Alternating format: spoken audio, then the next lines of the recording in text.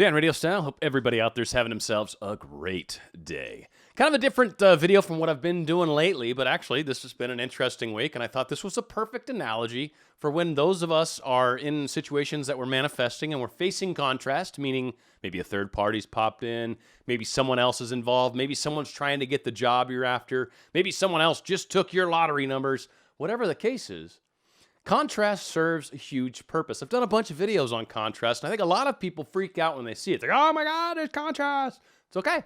Contrast is wonderful. It shows us what we don't want, and it just helps us to focus where we want to go. So if you're walking down the hallway, right, and a wall pops in front of you, you don't go, oh no, I'm stuck here in the hallway for the rest of my life. No, you go, all right, well, there's a wall there. Hey, look at that. I can go down this corridor, right? Like, just because there's an obstacle doesn't mean that's the end of the world. No, just focus away from the obstacle. You got an obstacle in the way? Focus away from it. Think of what you want. Don't think of what you don't want. Think of what you want. It's fantastic. So let me explain to you how this came up and why I'm doing this video. Frankly, it's pretty cool. So, stopping the flu in 24 hours. As you can see by the name of the video, this is kind of what happened for me. And it's cool. I'm not surprised, and frankly, it was a fun little journey that I wanted to share with you guys. So, of course, I got the flu. I was traveling in Texas last week, and who knows what I got. I got hoof and mouth disease or something crazy. I'm kidding, it wasn't that, but you go out to crazy places, and crazy things can happen. So as soon as I got back from Texas, I already had the sore throat thing. I'm like, bummer. This is hopefully I'll just kind of kick it, whatever, right?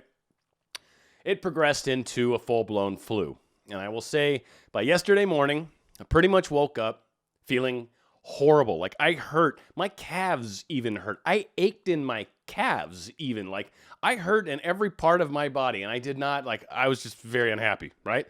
So not good. And on top of that, I have a family event today that's going to require some driving and hanging out and then driving again after. Like kind of a bit of a stressful day, if you will. And I really, really, really wanted to get myself back to good before this. So I had 24 hours to try to turn things around. So I made that my mission. As of yesterday morning, I woke up. I'm like, look, I'm going to feel better tomorrow. I have to. I need to. First thing I did, and I recommend this always when you're trying to manifest something, the first thing I did was accept the fact that it might not work as quickly as I needed it to anyway. I knew I was going to get healthy. There was no doubt in my mind that at some point I was going to be healthy. Whether or not it was by tomorrow or today as I'm filming this, or whether or not it was by next week, I knew for sure I would be better. But what I did do is I accepted the fact that I may not feel better by tomorrow. Oh well, if I don't, I don't. It's, I'm doing what I'm doing, and I'm doing the best I can to get myself to where I'm trying to go. But if it doesn't happen as quickly as I'd like, or if it doesn't happen exactly how I wanted, then so be it. So I accepted that fear. By accepting the fear, by accepting and acknowledging the possibility this may not happen as quickly as you want it to, in exactly the same way as you want it to, it's okay. But accepting that takes away that worry. It takes away that fear. It takes away that part of you that's constantly like, it's not happening yet, it's not happening yet, it's not happening yet. And it's frequently why I've told a lot of people I don't recommend putting deadlines on your manifestation because it creates a bit of a mental problem. Oftentimes, when you have a deadline set, you keep looking at the deadline. So, say, for example, my SP is going to text me by next week.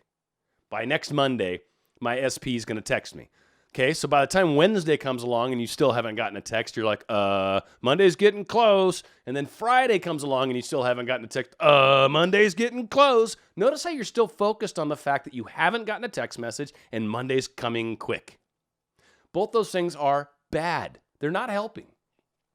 Now, you can put a deadline on it and be great, be like, I will receive a text message by Monday, boom, and just leave it alone. If you can do that and not go back and revisit it every 15 minutes, probably works. It will work, usually.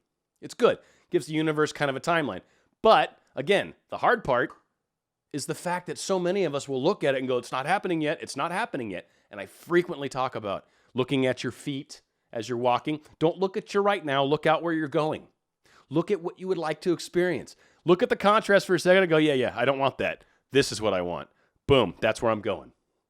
Okay, so right off the bat, I accepted failure's okay. Failure is perfectly okay. And it's no big deal. Worst case scenario, I was still going to be sick and I was going to make this drive and I was just going to do my best and oh well, that's all I can do, right? So no big deal. Not the end of the world. Boom. So right off the bat, yesterday morning, I'm like, all right, I'm open to options. What can I do to quickly assist me going from feeling horrible to feeling way better, if not even completely better? So being open to options, first thing that popped up was last time I got sick, I don't know, 9 months, a year ago, whatever it was. Doctor kind of said, hey, do me a favor and make sure you eat some food. Like make some good chicken noodle soup. Make sure you got some chicken in there. He goes, the protein, believe it or not, will actually be very helpful. And what was happening for me in that case is I wasn't eating. And my stomach was upset. My appetite was toast. Did not want to eat. And so the doctor said, do that. So first thing I did is I went to the grocery store, bought some great organic chicken, bunch of vegetables, celery, carrot, onion, right?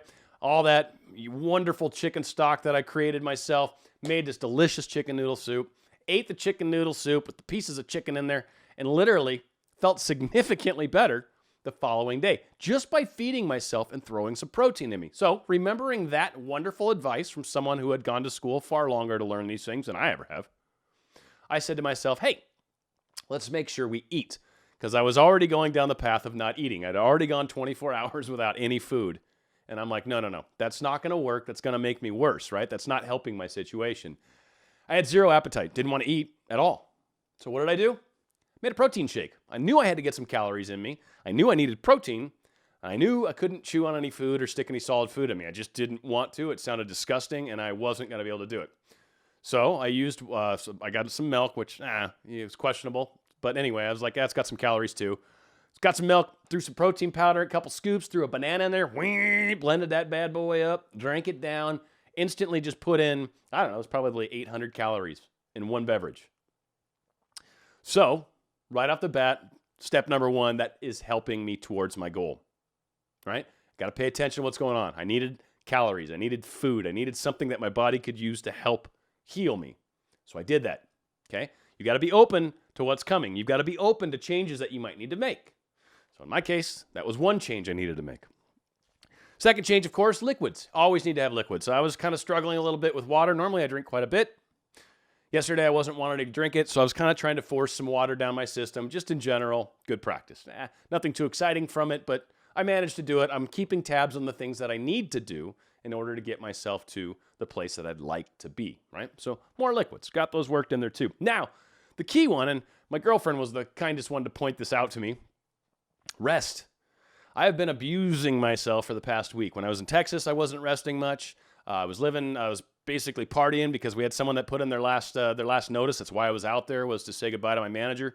So we went out a number of nights, and lived large on the company's money, and it was lots of fun. But that does wear on you. And I think that was part of what brought my immunity down, which brought my energy levels down, and that's really what opens you up to sickness. So girlfriend was kind enough to say, dude, get some rest, all right? Said it a little differently than that. She's Filipina. She's got a cool accent. Didn't quite come out like that. But what I did, literally, yesterday was a short day because of the holiday. So literally, I slept long, first off. I didn't even go to get coffee in the morning, which I normally would do. Literally slept in till right when I needed to work. So that was an extra 2 hours of sleep. So I got about 10 hours of sleep, probably, the night before. Woke up still exhausted, still feeling like hell. Worked my 4 hours-ish, 5 hours basically, for my half day. And then said, I'm done, and I'm checking out. I feel like crap. Came into my office, this room here. Started hanging out for a few. Got kind of sleepy, which is what I was hoping for. And I went and took a nap for 4 hours. Woke up from that 4-hour nap. I was like, oh my God, feel amazing.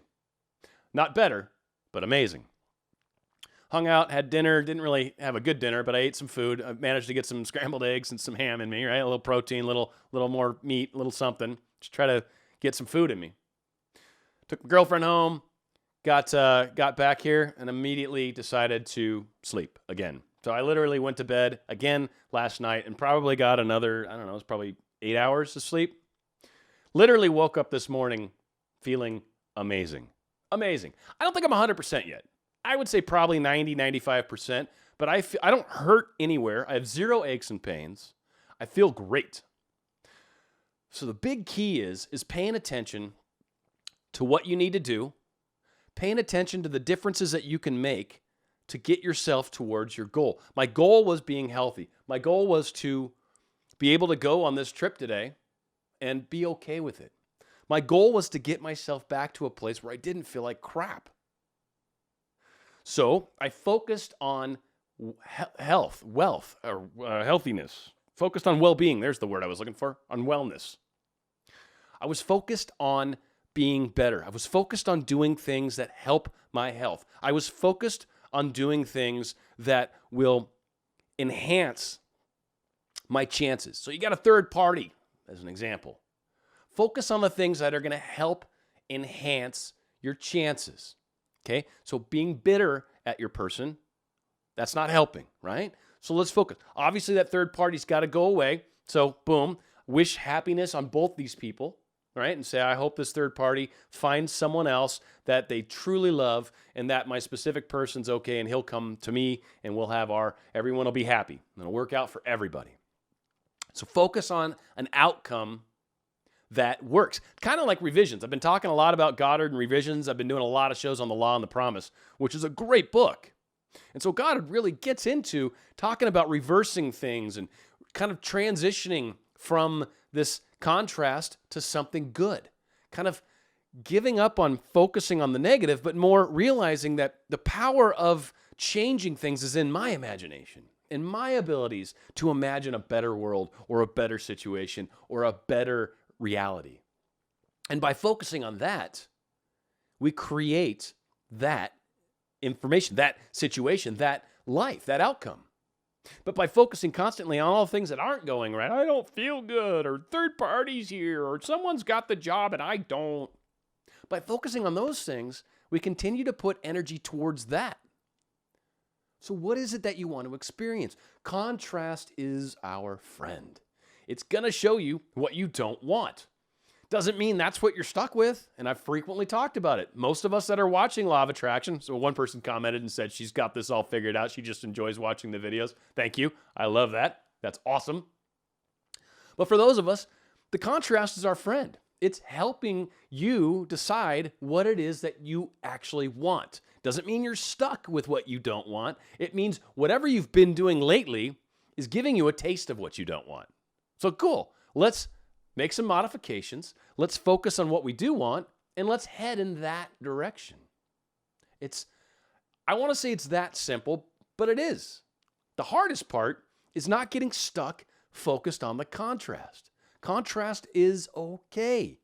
I can't overstate how important it is to appreciate contrast. It shows you what you don't want, which means you focus on what you do want.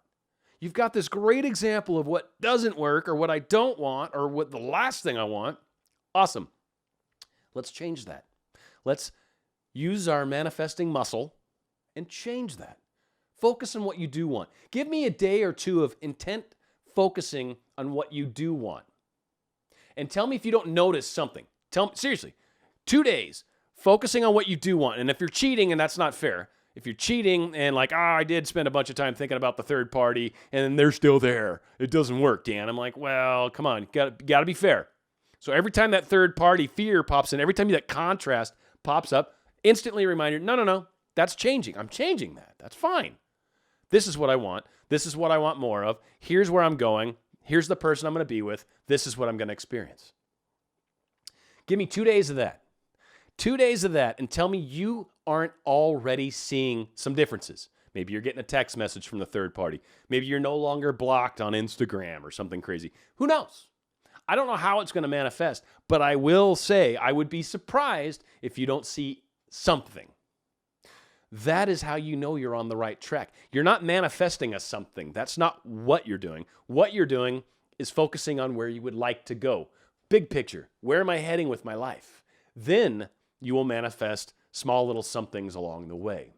You don't manifest the small somethings to indicate that you're going. No, you manifest the thing that you're trying to do, and in the process of doing that, you will see some small somethings along the way. And for me, that was waking up from my nap yesterday and feeling surprisingly better and knowing full well, wow, if I get a really solid good night's sleep tonight, I'll probably feel amazing tomorrow. And guess what? When I woke up today, I was like, holy crap, I feel really good. And I was even surprised. Again, 95%. I was crap yesterday. My calves hurt. My feet hurt. I was sore all over. I had aches in places I didn't even know I could hurt. And I turned that around in 24 hours. Partially because I needed to, but it all works out the way it does. So what I'm leaving you with, I hope, is appreciation of contrast, is understanding that by focusing on what it is that you would like to experience, that is what you'll get more of, rather than focusing on what it is that you don't want to experience, which so many of us do. Stay on the path of where you'd like to go, and that is where you will get. If you focus on other places, you're going to crash. Let me give an example. This is the final analogy, but it's very true. And I've used this before. Race car driving. If any of you have ever seen that Tom Cruise movie with NASCAR, I forget, Days of Thunder, I think it was called. But this is the one place where they really teach this. But it's true. It's true in all racing. But the one thing is if when there's an accident in front of you in racing, what they tell you to do is you find the hole. And what the hole means is you got cars spinning out off to the left, cars spinning out off to the right, hitting the wall. Between them is a hole where there's no cars, maybe a bunch of smoke from tires and all that stuff, but there's a hole where you don't see any cars. What you do is you aim for the hole, you focus on the hole, and you punch the gas pedal. You punch the gas pedal to the floor, and you drive through the hole. You don't care about anything on either side. You don't care about the swirling, spinning, smoking, sludge all over. Only thing that matters is the hole. Where am I going? Through the hole. Punch it. That is how manifesting works. If you don't go to the hole, and if you're worried about the car spinning off up to the right or the car spinning down to the left, and that's what you're looking at, you are going to run into that. That is how it works. What you focus on when you're driving is what you're going to hit. So you focus on the hole, on where you want to go, on the place where there is no obstacles, no contrast. And you focus and go that way. And you will punch through the smoke. You will punch through the other side. And you will look back and go, holy crap, I just made it. That is how we manifest. See the contrast. Look for the hole. Punch it. Dan Radio Style.